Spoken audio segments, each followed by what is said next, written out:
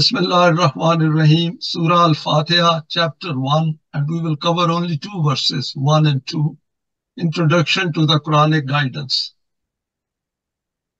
These are the references, and in this particularly the meanings of the Quran, Volume 1, a number of extracts have been taken from this book, which are extremely helpful in understanding what the Quran is asking us in terms of its guidance. And this is our contact in case there is any query, question, and we can send a message there and somebody will get in touch. And we also got a forum, WhatsApp forum, where one can join in and discuss any of the issues raised here or in our previous presentations. An overview of today's presentation. This surah is called Al-Fateha, which means that it serves as a gateway, that is the opener to the understanding of the Quran. And if we look at this route, then some of these meanings will also be related to this aspect. This is discussed in the main text as well. Though only two verses are covered in this presentation, these lay down the foundations of some of the concepts which are essential to understand in order to come to grips with the program of Deen put forward by Allah in the Quran. The first verse, Bismillahir-Rahmanir-Rahim, sets the scene by drawing our attention to this fact that those who wish to take on the divine responsibilities of Rabubiyat in the world, and Rabubiyat means which relates to sustenance and nourishment for all human beings in the world, need to understand the divine program.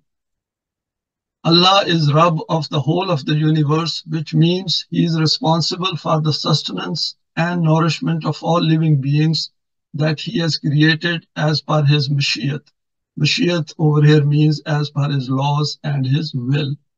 In the human world, this responsibility falls on human hands to organize human affairs within the permanent values of the Quran.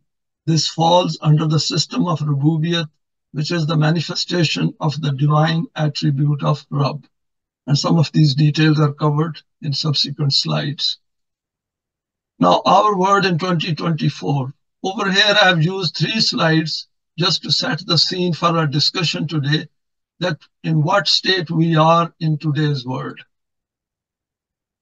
Here is a picture of the solar system, some facts about the solar system. The age of this solar system, according to human estimate, is 4.57 billion years. And we should remember that this solar system is part of the wider universe where there are numerous galaxies. It has 8 planets. Small solar system bodies include asteroids, comets, centaurs, meteoroids, interplanetary dust clouds. And why I have shown this, just to put it in that perspective that we are living on this earth. And what is our purpose? Why all this has been created, and how do we relate it to human beings? Some facts about the planet Earth on which we are existing and we are sharing this presentation. Orbital speed of this planet is 66,600 miles per hour, and rotation around its own axis is 1,000 miles per hour. And because of this rotation, we all know day and nights are created and we get a sense of time. And this is sun, from where we get the light. Some facts about the sun are that it is 93 million miles from Earth. Light takes 8 minutes, 19 seconds to reach the Earth.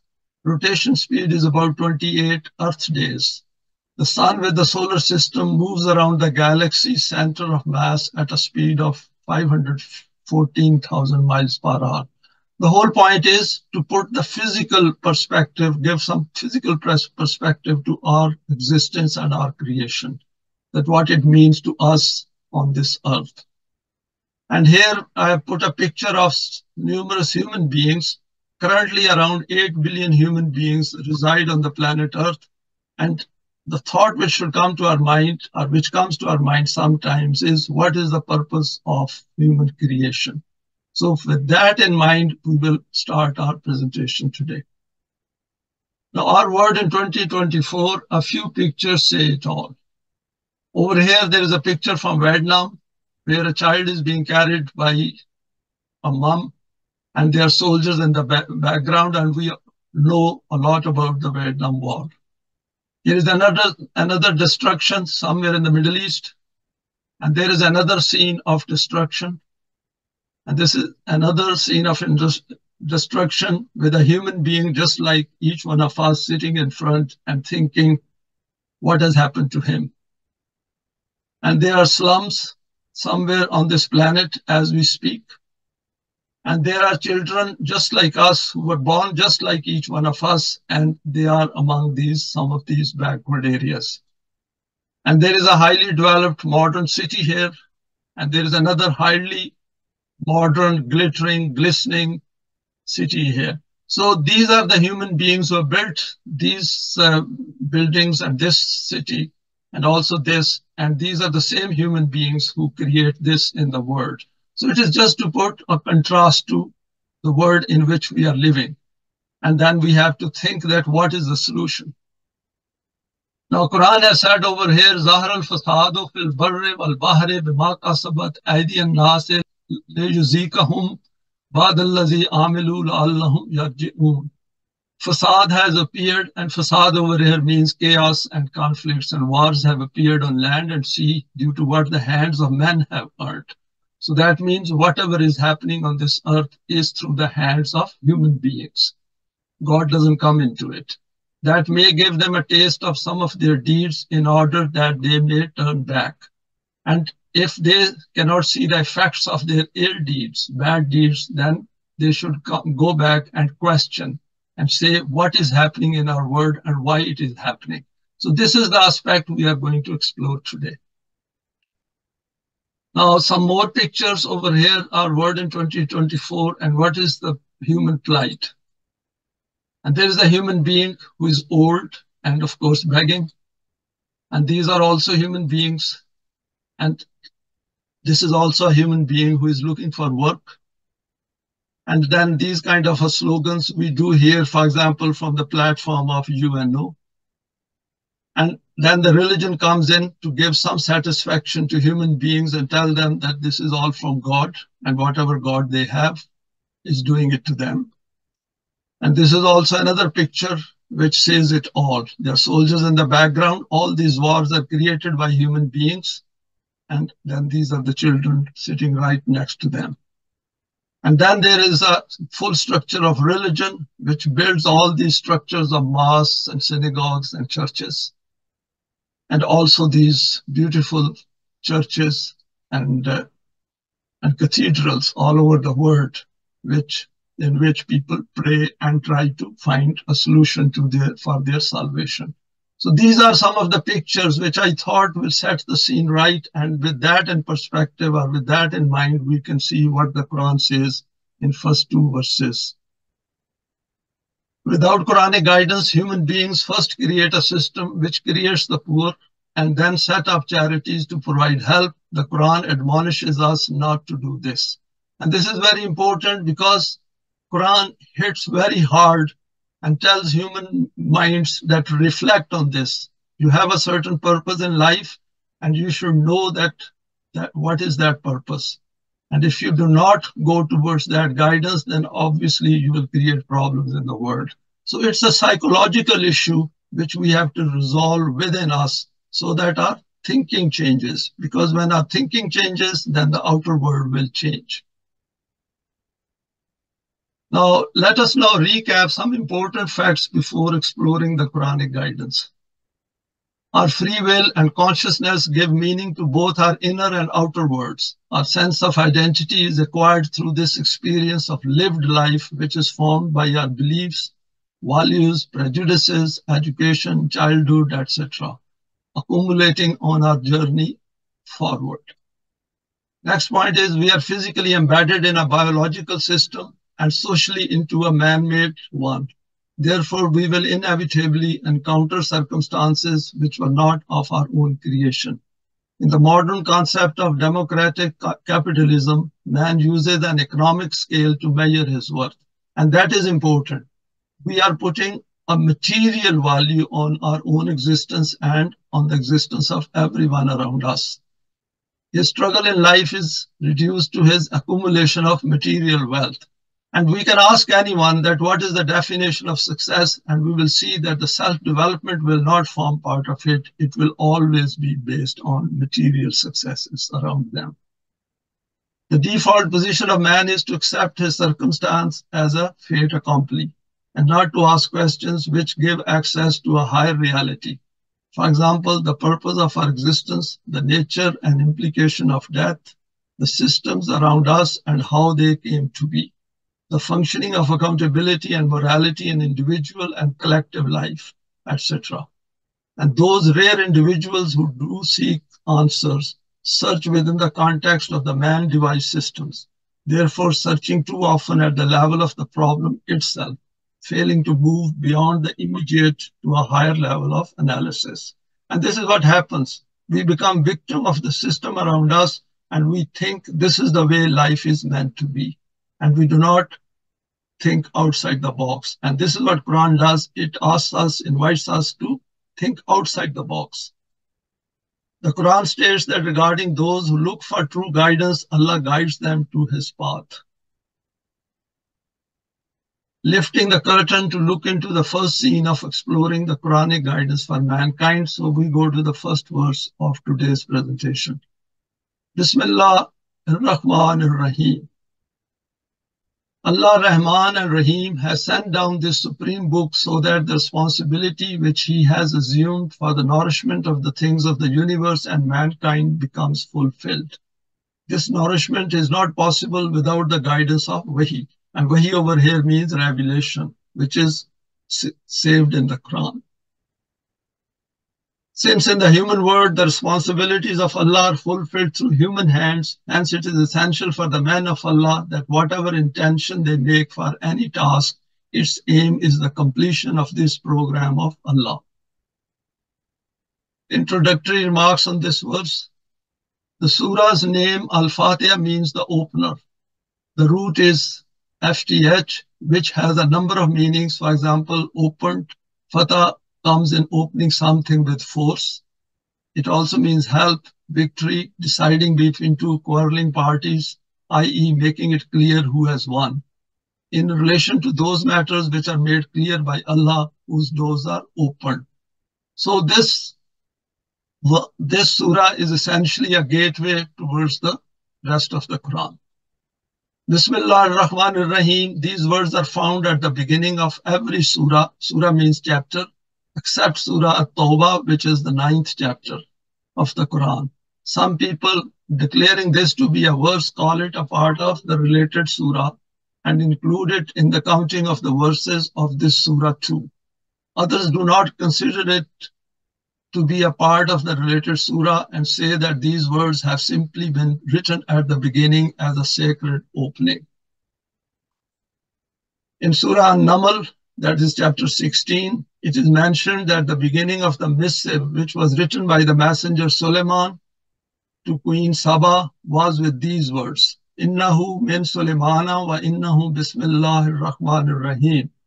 This is from Suleiman and then Bismillahir rahmanir rahim.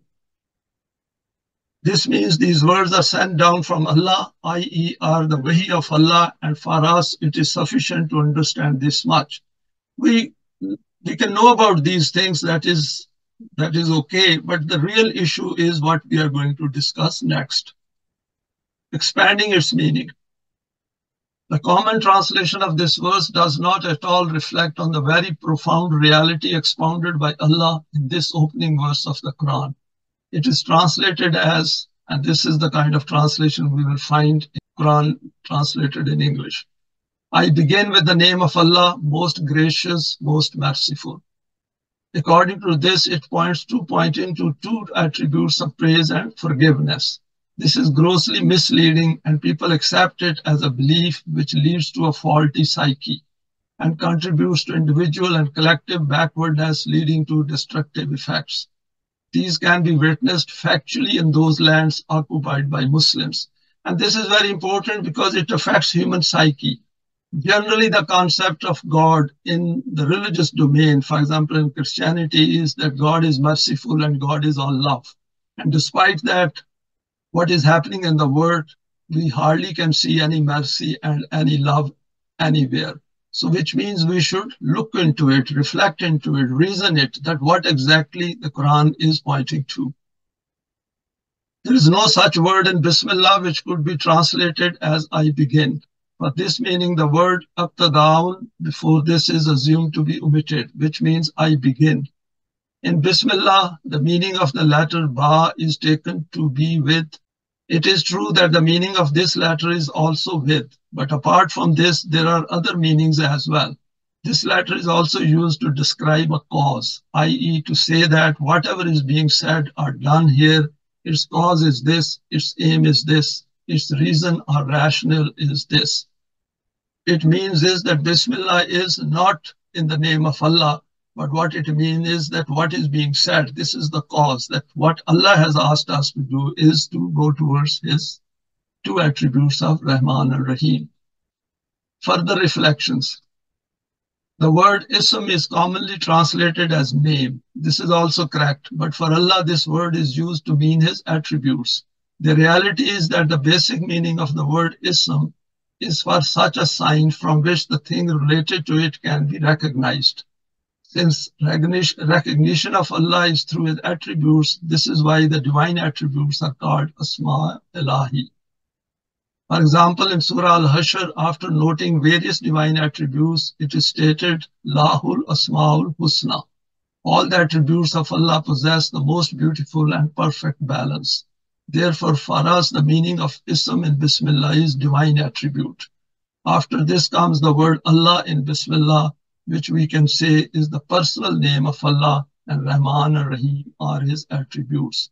So when we say personal name, that means Allah, who has all these attributes which are mentioned in the Quran. So wherever Allah comes in, that is how we should take that. Over here, the reference is to all of His attributes, and then particular attributes are related to that particular thought and deed which is coming out of that particular verse. According to these meanings, Bismillah ar-Rahman ar-Rahim will mean that the aim of whatever is said or done after this is that Allah's attributes of Rahmaniyat and Rahimiyat should appear and manifest, i.e. these attributes should become applied in a tangible form. And Rahmaniyat and Rahimiyat will be explained in our next presentation, but over here we should just keep it in mind that these two are various scales related to sustenance and nourishment of every human being and the system of Deen. And these are taken from the meanings of the Quran, volume 1 by Pervez. When these words appearing at the beginning of some surah of the Quran are attributed to Allah, i.e. it is considered that Allah has informed this about Himself, then this will mean that Allah's proclamation is that we have revealed this Quran or this verse of the Quran so that our attributes of Rahmaniyat and Rahimiyat become universally manifested. And that is important, that what the verse is saying is that this Quran will help you to come up with the solutions of all those problems with human intellect alone creates in the world. So that means if the word of 2024 is unacceptable to us, then we should come to the Quran and find out what solution Allah has noted down in His book. And when a moment begins any of his tasks with these words, then it will mean that I am taking this work in hand so that Allah's attributes of Rahmaniyat and Rahimiyat become manifested from this. This means that the purpose of Bismillah is to implement Allah's attribute of Rahmaniyat and Rahimiyat in a practical form. And that is something which we should take from today's presentation, that this is about implementing the program of Allah. And obviously it is important first to understand what that program is. Allah has revealed the Quran, whose purpose is also that in the human world, His attributes of Rahmaniyat and Rahimiyat prevail everywhere. And whichever program His servants take into their hands, its purpose and need should also be this. Now let us go to the next one verse, that is second verse. But what I have done is I've quoted both second and third verse over here because in the exposition of the Quran, both were put together and their meanings were given. But they are all interrelated, laying the foundation of Rabubiyat. Alhamdulillahi Rabbil Alameen, that is the next verse, which we will discuss subsequently. Ar-Rahman Ar-Rahim, which we will discuss in our next session. When man reflects on the organization and functioning of this system of the universe, then this reality becomes unveiled before him, how that means of sustenance and nourishment keeps becoming available to everything in it without expecting any return and compensation, due to which it reaches its state of completion stage by stage from its point of initiation. An important point over here is without expecting any return and compensation. And we should cast our mind towards free light and heat we get from the sun, and also water and air. So the basic ingredients to sustain life on this planet Earth are free. After witnessing this astounding system of Rabubiyat, words of appreciation and admiration appear spontaneously on the tongue of every man of being. And he spontaneously says that, "Oh, our Rabb," and Rabb over here means the one who deals with the aspect of sustenance and nourishment. "You have not created anything in this universe without a purpose, nor for destructive purposes." So if we see destructive purposes, that means we haven't understood the purpose of our creation. These are those very men of knowledge and conviction who are in truth the ones who do hamd of Allah. And we will go through this aspect of hamd. It is essential for the completion of this program of Allah that those tyrannical forces which are impediments on the path of the nourishment of others are removed from the path. This is the first step of hamdiyat, and hamdiyat is the term which comes out of hamd of Allah. Now over here I have noted down that verse 1-3 will be covered in the next presentation. Expanding its meanings. The beginning of the Quran is with this magnificent verse, and the beginning of the verse is with the word hamd, Alhamdulillahi Rabbil Alameen, commonly translated as all praise be to Allah, the cherisher and sustainer of all the worlds. Non-Muslims commonly raise the objection that the Allah of Muslims is strange, who himself proclaims from his mouth that all praises are for me. According to them, for someone to say such things about himself does not seem appropriate. This objection of theirs is based on a misunderstanding. Through the divine revelation, which is preserved within the Quran, mankind has been given this teaching that they should say this and do this. So there is an element of doing something in hamd. Therefore, by al-hamd is not meant that Allah is praising himself. He has stated to mankind that you should understand this truth well and always keep before you that all hamd is for Allah. If at the beginning of the Quran the word qul, that is to say something, is understood to be implicit, then the matter will become clear. From this it will mean that Allah has taught mankind that you should say it like this or do it like this. And it's taken again, as I said earlier, the meanings of the Quran. All subsequent quotes are from this volume. Explaining hamd. In this verse and at similar places elsewhere, the word hamd is translated as praise. This translation does not explain the Quranic meaning accurately. For praise, Arabs have other words as well, but those words have not been used in the Quran for Allah. Only the word hamd appears for him. Amongst Arabs, the ecstatic articulation of those involuntary sentiments of immense appreciation which emerge spontaneously in the heart of a human being on witnessing some very beautiful, harmonious and unique masterpiece are called hamd.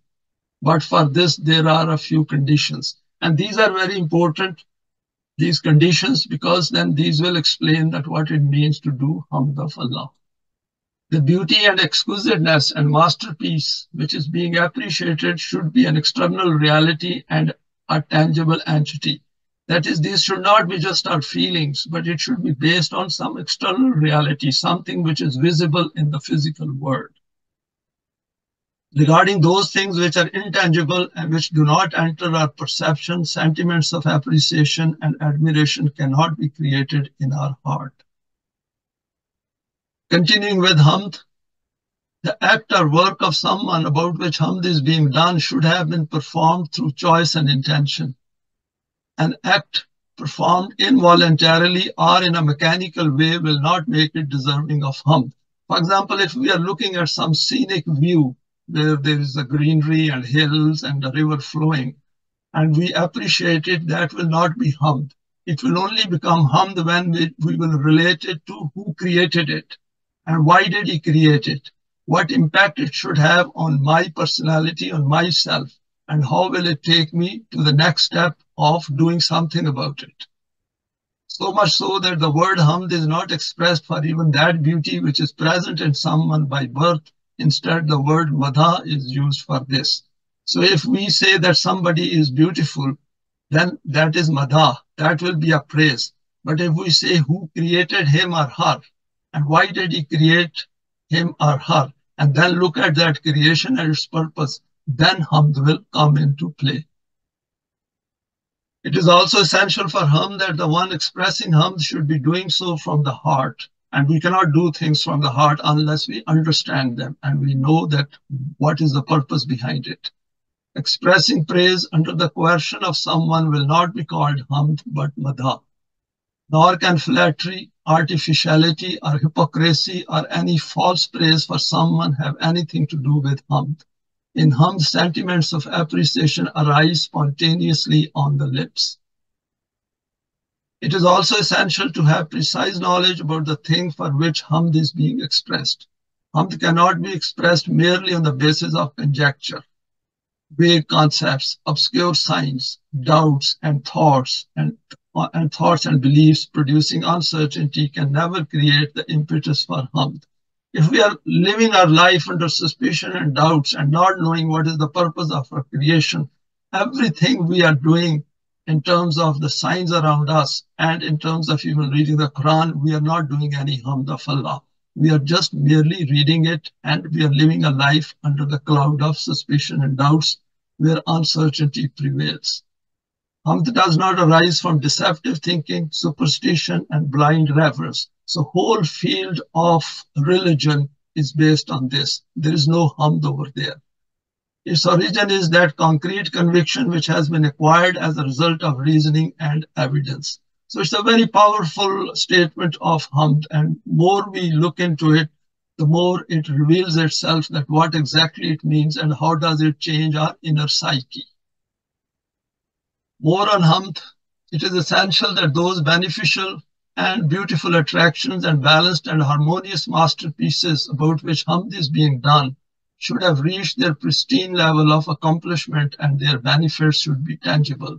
The art which has not reached its completion or which is not beneficial for humanity is not deserving of hamd and appreciation. And if we look at the first set of slides at the beginning, where I've shown the pictures of solar system, sun and earth. And from there, then the purpose of human creation, once it comes to our mind, then we can relate it to hamd and the creation of Allah. This is the meaning of hamd according to the Arabic lughat, and it is in these meanings that the Quran has used it. When al precedes this word, that is alhamdulillah, then its meaning will be that the highest degree of every kind of hamdiyat is only for Allah. No one can share this with him. The being of Allah is far beyond the reach of human conjecture, thought, notion, conception. So the important point over here is that what kind of a concept we create within our mind, which is based on evidence in the outer world, and then look at it that what benefit it is to me. Because that is how then human consciousness changes. That is how our outlook changes. Hence, a mere mental concept of his being cannot evoke the sentiments of hamd, because the foremost condition of hamd is that the entity should be tangible and visible. Therefore, just as the appreciation of some artwork is in reality hamd of the artist, similarly the hamd of Allah can only occur through bringing the beauties and benefits of his creation in front of us. For example, if we look at some artwork and the details in it, then from there we can figure out that what exactly the artist was thinking before he started working on it, and then what was he thinking as he putting it together. Next slide is those who come to grips with hamd. He has also detailed one attribute of mu'mineen as being hamidun. It is apparent from this that when the hamd of Allah is possible through reflection or reasoning in the manifestations of nature, then the fundamental duty of the mu'mineen will be that they should reflect and reason in the things of the universe. And if we look at this verse 9 under 12, we will see there are a number of other attributes mentioned as well. That they should carry out research into different aspects of the universe and by making the benefits of their tangible outcomes universal for mankind, provide practical evidence of the hamd of Allah. We have seen that it is taking us conceptually changing our outlook toward the world in which we live. It should be value driven. And over here I've quoted these two verses. Behold, in the creation of the heavens and the earth and the alternation of night and day, there are indeed signs for men of understanding. Men who celebrate the attributes of Allah, standing, sitting, and lying down on their sides, and contemplate the creation of the heavens and the earth. And then they say, our Rabb, not for naught have you created all this. Glory to you, give us protection from the punishment of the fire. And punishment of the fire over here means that if we are ignorant and we stay in darkness, then we have really wasted our life. We haven't lived our life, we just went through it like non-thinking beings. This is Allah's hamd, and these are those men of intellect and vision and those who engage in research and discoveries who will be called Hamidun. And when all this endeavor and effort of theirs will be to universally dispense Allah's attributes of Rahmaniyat and Rahimiyat so that the whole of humanity benefits from this, then these Hamidun will be called Mu'mineen. And Mu'mineen, which is normally translated as believers, but they are the ones who convince themselves that there is a higher purpose of life. Now, link between hamd and wahi. Wahi means revelation. We have described the manifestations of hamdiyat in the physical universe, but aside from means of sustenance, man also requires correct guidance in the journey of life. This guidance used to be made available through wahi, whose last link is the Quran. Allah has declared this book also as a manifestation of hamdiyat. For example, in the Surah Al-Kaf, Alhamdulillahillazi anzala ala abdihil kataba wa lam yaj'al lahu iwaja. Hamd be to Allah who has sent to his servant the book and has allowed therein no crookedness. So there is no complication in the Quran. And if our psyche is prone towards getting guidance and is willing to get guidance and is willing to understand the problems in the world and how to solve them, then things become very easy and straightforward. When you will ponder on this code of laws which he has sent down on his messenger, then this reality will be spontaneously testified to by your tongue that it is truly deserving of hamd and appreciation.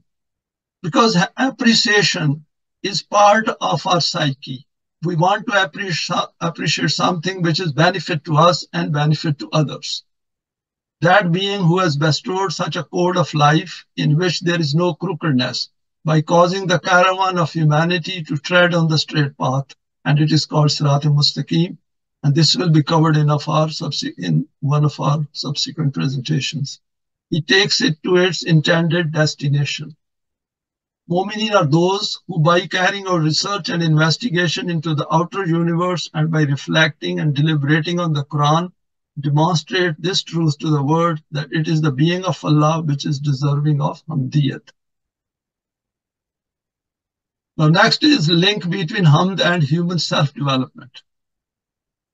As we know, the whole purpose of the Quran is to help us to acquire that new psyche, that new self, which can solve the problems in the human world, and not on individual basis or on narrow national basis, but on a global basis. Another interesting facet of this hamd is that great and accomplished self who initially made the hamd of Allah general in this way was termed as Ahmad, i.e. the one who does a great deal of hamd, and it was from this that he himself became declared as being Muhammad himself, whose hamd should be expressed continuously and persistently. And of course, because all messengers of Allah were human beings, and if they could do it, then others can do as well. So there is nothing in the Quran which we cannot follow as human beings. These were the supreme achievements of his righteous life, on the basis of which it was declared that he is established on the stature of Mahmud, and which means that as our level of understanding rises, as we acquire more self-development and higher stature as eminent human beings, our understanding expands.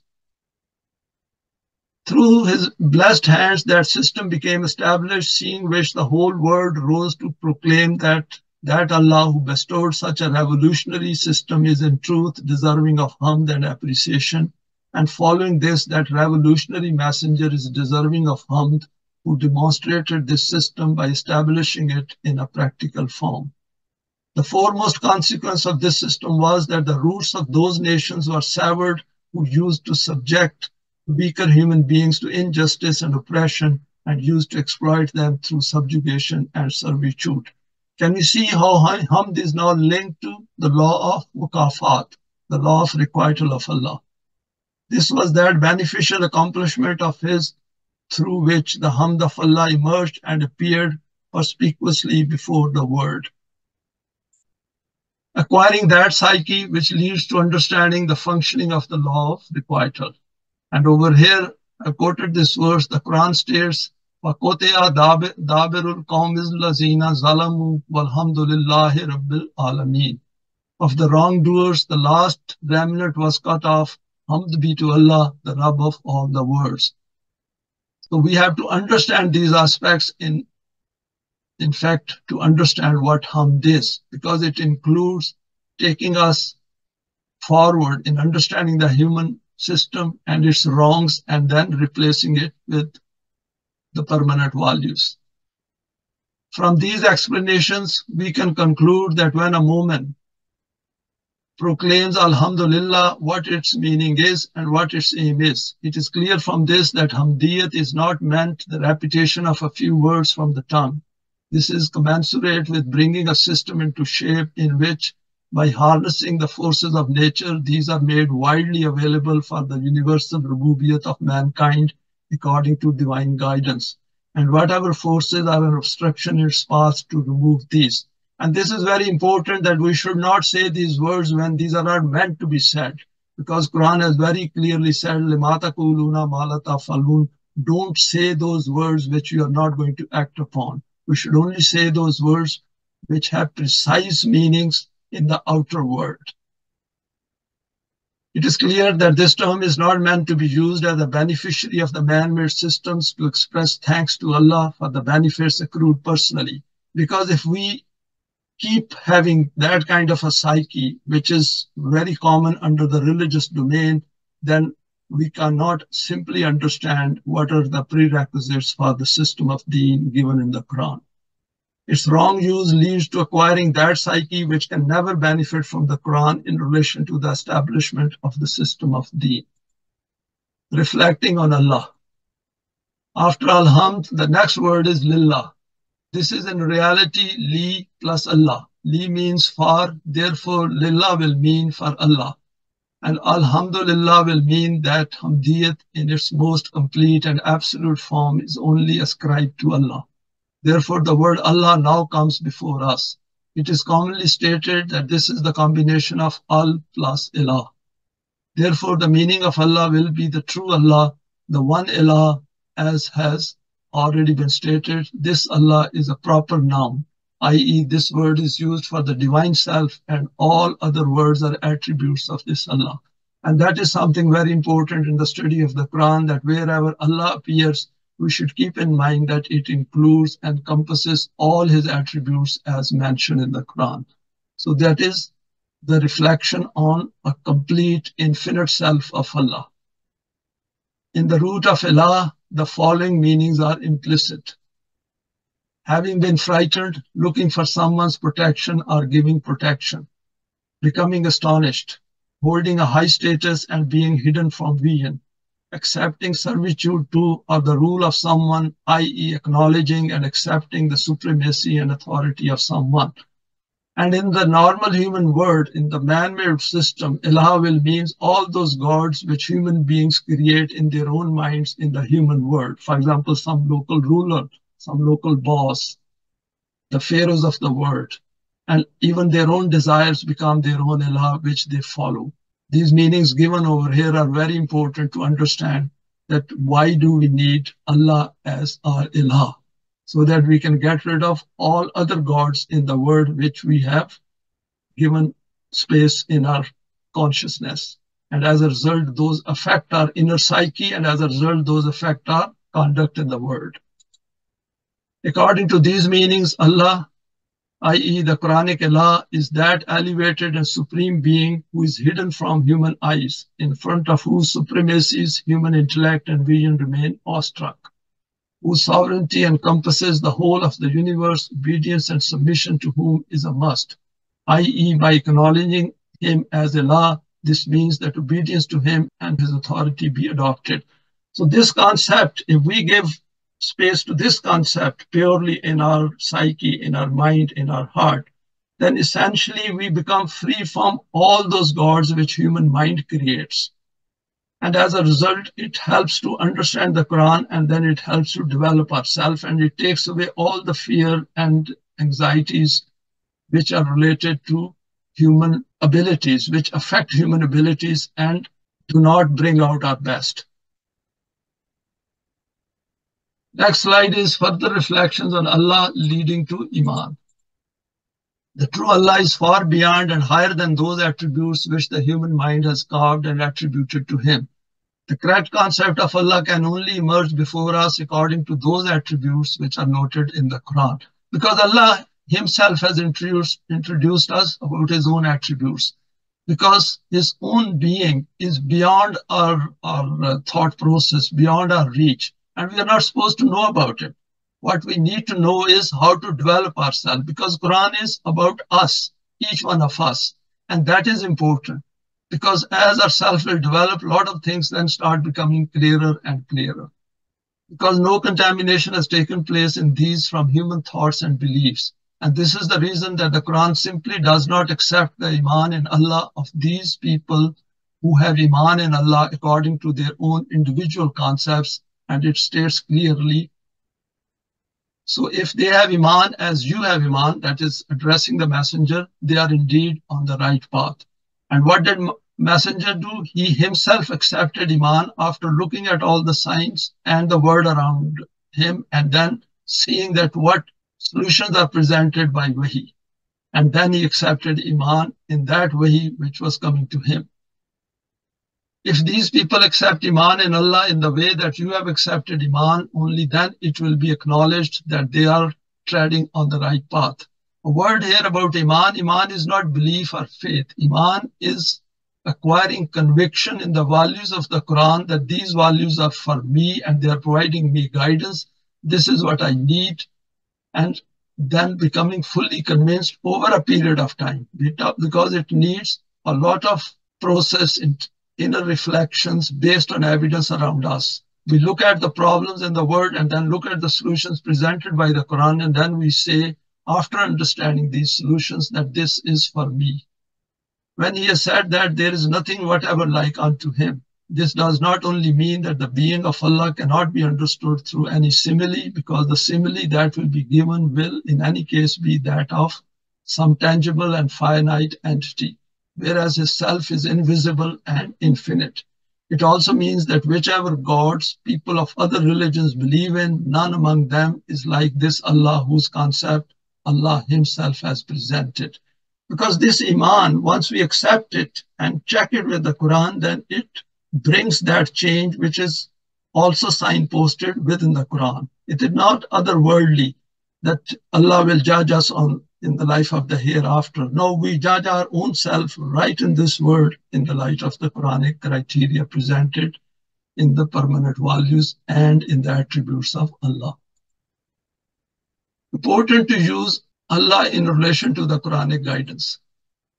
And from here, this point also arises before us that the word Allah cannot be translated into another language, because in whatever language it is translated, it will lead to the concept of that God which the speakers of that language believe in as God. For example, from the word God, the concept of the God of Christians will come to mind, and from the word Ishwar, the concept of the God of Hindus. The next question which arises is, why is it essential to accept Iman in Allah, and what effect does this have on our life? For example, one person says that there is a God, and the second one says, I do not believe in him. Or one person accepts the God whose concept is presented, for example, by Christianity. Another accepts that being whose concept is given in the Quran. What effect will this have on their practical life? Because if there is no effect resulting from the belief or ideology of a human being on his individual and collective life, then whether it is accepted or not is of no consequence. And this is an important thing which we need to understand in relation to people's beliefs around us. Why accepting Iman in Allah is essential. The Quran informs us, and now apart from other world religions, psychologists have also begun to provide evidence of this, that man is not just a name for his physical body, which remains alive like other animals under physical laws and finally expires at the hands of death. Within man, there is one other entity which is called his being or self, and in Arabic it is called nafs. Every human child is endowed with this self from Allah, but in an undeveloped form. The self of a human being does not terminate at the hands of death. Rather, it remains alive and progresses forward even after this. And that is important. A lot of people look for evidence outside their own self, but it is their own self which is going to experience death. So it is the changes within us which we experience after accepting Iman, which become an evidence to our own self that there is a continuity of life beyond death. And it is not an emotive thing. This is based on acceptance through mind as well as heart. For the sake of comprehension, we will call the physical life of man life at an animalistic level, and the life possessed by his self will be called human life. The development of this undeveloped self is the purpose of human life and its aim.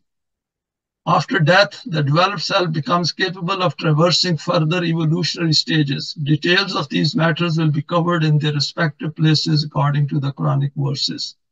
It is absolutely critical to have precise knowledge of the fact whether the self of an individual is developing or not. In the absence of this, man can suffer from misconceptions or self-deceptions. Self-purification, which is called in Arabic tazkiyah nafs, through meditation and rituals and mysticism, is a consequence of this misconception. Manifestation of divine attributes. The self in its absolutely complete form is the self of Allah, and those attributes of His which are defined in the Quran, or you could say the rays reflecting from it, or are its various facets. Leaving aside those attributes which are solely specific to the divine self, for example, living forever, Rabubiyat, being infinite, etc., the remainder of the attributes are also kept within man as latent potentials in a finite form. And that is an extremely important point for all of us to understand, that we have tremendous potentials within us. And these potentials which are related to the permanent values, we cannot manifest them, we cannot learn about them unless we come to the guidance of the Quran. In the man-made system, all those potentials will come out which are related to the relative values, but not those which are related to the permanent values. As the human self keeps on developing, these attributes keep on being reflected within the limits of being human. In other words, the manifestation of the divine attributes takes place in the character and conduct within the limits of being human of that individual whose self is becoming developed. Therefore, it is essential that in order to know whether our self is developing or not, and if it is happening, then to what extent, we will need to see whether the divine attributes can be glimpsed or not in our character and conduct. Looking at it from this aspect, the divine attributes will serve as external criteria or an objective standard by which to measure the development of ourself. So it's not a question of my opinion or the opinion of others. The question is that does myself, my development, meet the criteria which is laid down in the Quran very clearly? Are we carrying out all those solid deeds, all those deeds which the Quran is asking us to carry them out after acquiring Iman, so that we can carry out those responsibilities which Allah is asking us to carry these out in the human world. By this, man cannot suffer from any false perception or self-deception. This is the foremost requirement of Iman in Allah and its fundamental purpose. Some reflections on Rabb. So what we have covered over here is Alhamd and Allah we have covered, and then next is Rabbul Alameen, and we are going to cover Rabb. The basic meanings of Rabb are to provide nourishment, i.e. for something to be passed through ever new forms, so that in this way, by becoming nourished and developed stage by stage, it reaches its completion from its starting point. This technique of nourishment is called Rabubiyat, and the one who gives nourishment in this way is called Rabb. In this technique, the aspects of reformation, correction, and strengthening are also implicit. For example, when we sow a seed of a fruit tree, for example, let us say mango, and then when it reaches its bloom and starts bearing the fruit of mango, then it has gone through its whole process of its purpose. And that is the purpose of being Rabb, that each and everything in the world, in the universe has a purpose. And once it is taken from its beginning to its destination, then that is what Rabubiyat means. And then the question comes in our mind, what is the purpose of my existence? And this is something which we should keep in mind, and that is what we are discussing. From this, the basic meanings of Rabbun become clear, i.e. the one who gives nourishment, the one who takes to completion, the one who organizes affairs, the one who reforms, the one who takes forward, and the one who bestows strength, i.e. the one who takes everything from its starting point to its completion. So, for example, in the case of human beings, from the level of conception, then child, and then growing through youth, then becoming adult, and then becoming old, this is also part of this Rabubiyat, and this is in the physical sense. And then what is related to our inner self, which cannot die, that is our own I, that is our sense of being, our consciousness, and then that the development of that also takes place under this. And that is how we will understand the creation of our own self. The creation of the universe. How did this visible universe come into existence from nothing? The answer to this is not possible for the human intellect. In the system of nature, the law of cause and effect is functioning and continuing, i.e. whatever manifests here is the consequence of some cause. Physical science is the name given to determining the links of cause and effect. These researchers keep extending these links back in time, but ultimately they reach such a point in this where, though this universe is visibly in existence, it is not comprehended how it came into existence. Though an effect is present, nothing can be known of its cause. Even the greatest of scientists can be seen confounded at this point, perplexed and awestruck, just like someone completely ignorant. We have seen under the topic of Allah that being awestruck is included in the meaning of Ilah. Allah has declared himself as the one who created the heavens and the earth from nothing. And that is an important point or aspect over here.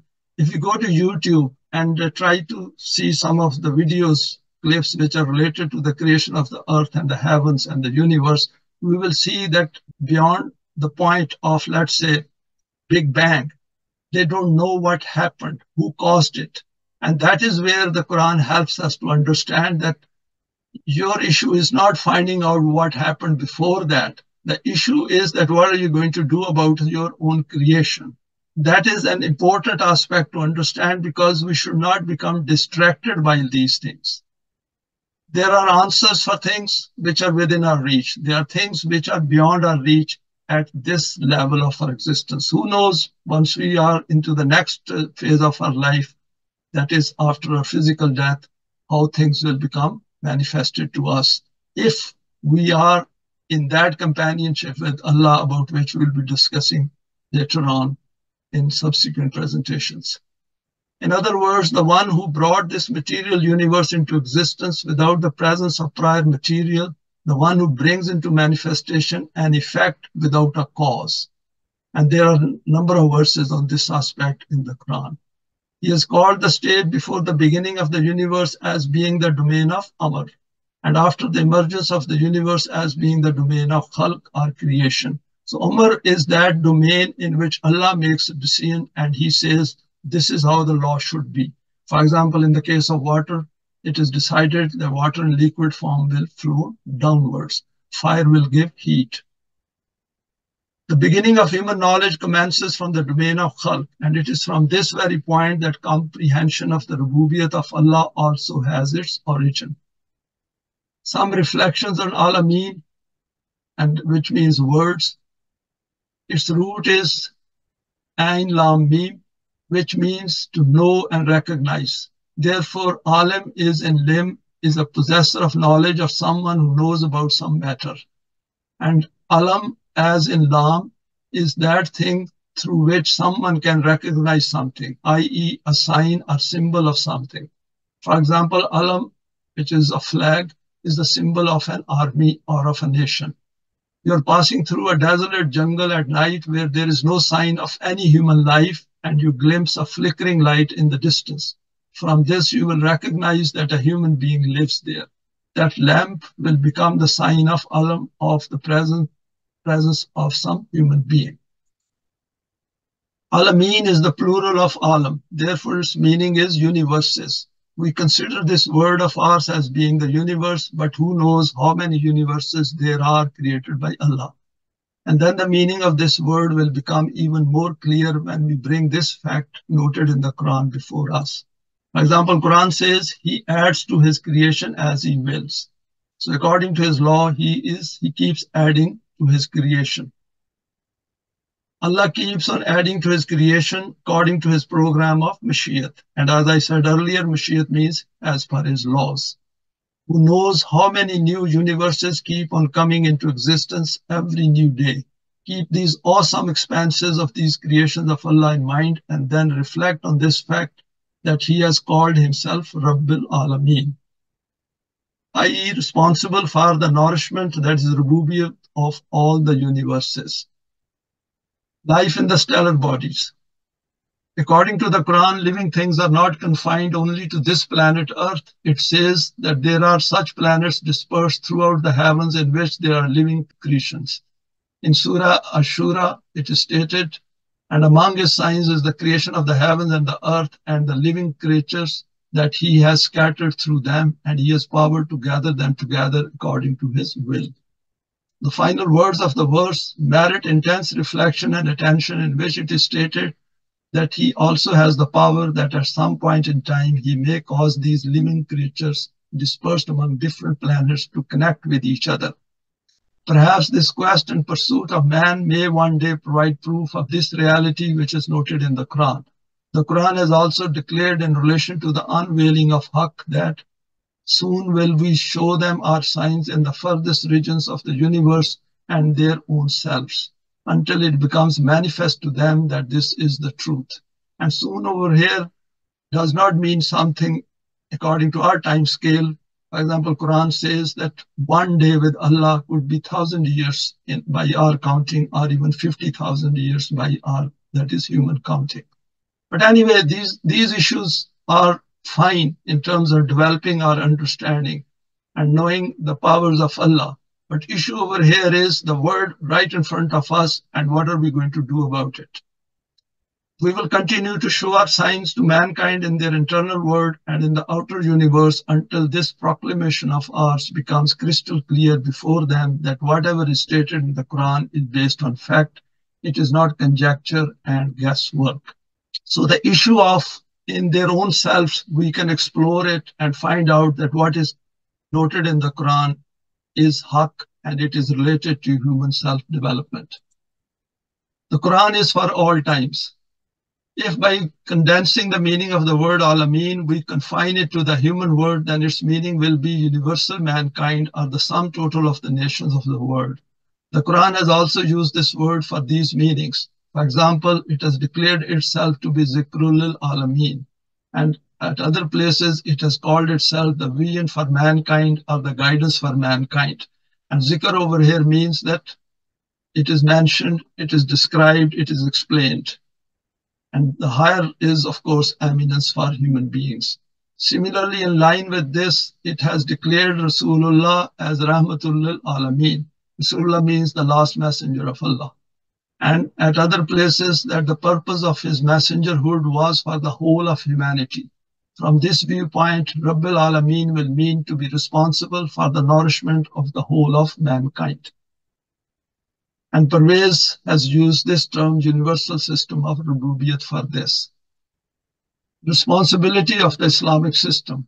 From the Rabubiyat of universal mankind, this fact also becomes clear that the true Allah, whose concept has been presented by the Quran, is not the Rabb of some specific tribe, special race, particular nation, or even of some particular followers of a religion.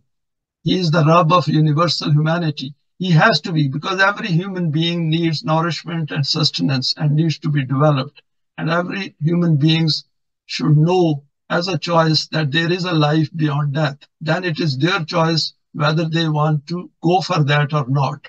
Because presently, when human beings think that their life ends with death, then they are not placing the other choice in front of them. And the Quran places the other choice before us, that do you want a life beyond death or not? And from this reality will also become clear what the practical outcome will be of that system, which will become shaped by the hands of the Ummah, which has Iman in Allah. Jamaat-e Mu'mineen or Ummat-e Musallama, according to which Allah's attribute of Rabbil Alameen will become manifest in a tangible and self-evident form. This system will take the responsibility for providing the means of sustenance to the whole of mankind on itself. There is no moving creature on earth, but its sustenance depends on Allah. The treasures of rizq have been provided by Allah, but their production and distribution are carried out through human hands. This ummah will generate the maximum means of sustenance, which is called rizq in the Quran, and after this will carry out its distribution in such a way that no human being will be left deprived. In the Quran, the foremost reason for Allah being deserving of hamd and appreciation is stated to be His being Rabbil Alameen. Furthermore, only that system can be deserving of hamd and appreciation in the world which takes this responsibility of Rabubiyat Alamini.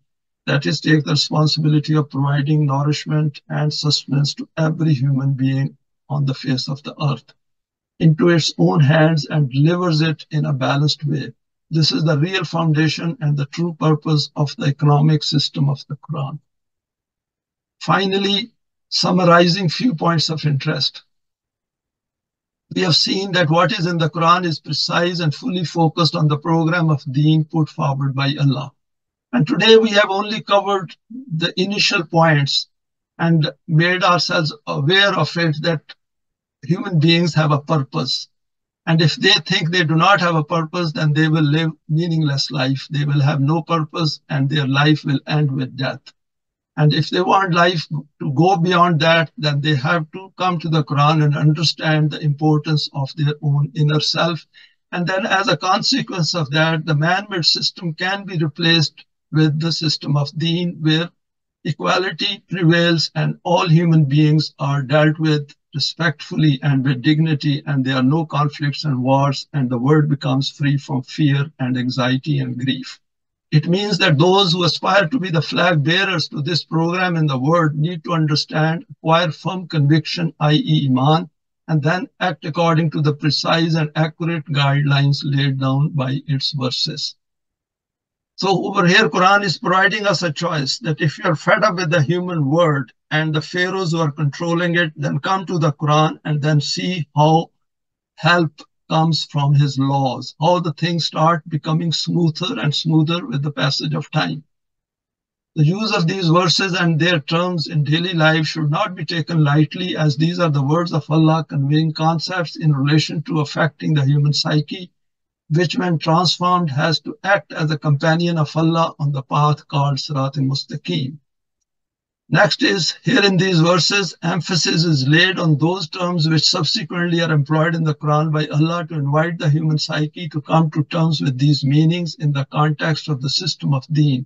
When the Quran declares, Ya ayyuhallazina amanu lima taquluna ma la taf'alun, O Jamaat-e Mu'mineen, which means those who have accepted Iman and they have come together and now working together, why do you say that which you do not? And very important that do not say things which you are not going to carry out. And then see in the religious world how many times every day in their prayers they are saying that we seek your guidance and we follow you. And they do not follow. They say this Bismillah ar-Rahman ar-Rahim numerous times, but never ever even think about the program of Allah. So they are providing evidence against their own self, whether in ignorance or not, that is not an issue. Issue over here is displaying a wrong psyche. And then it states, Kabura maktan in the Allahi antakulu malata falud.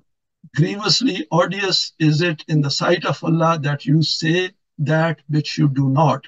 So in the book of Allah, it is a very serious crime against our own self. We can see the results of that. The world which we see around us is based on pure human intellect, which is not guided by these permanent values. We cannot get a better word than this. In fact, the things keep declining and it becomes worse. And this is how we will continue this life if we do not come to the Quran. This, in fact, makes it clear that whatever is being practiced under the name of religion is never going to bring change in the outer world unless the Quran is followed in totality as a system of Deen. Thanks for your time and for sharing this today. Please feel free to share it with your contacts. You may like to subscribe for future talks related to the Quranic system of Deen.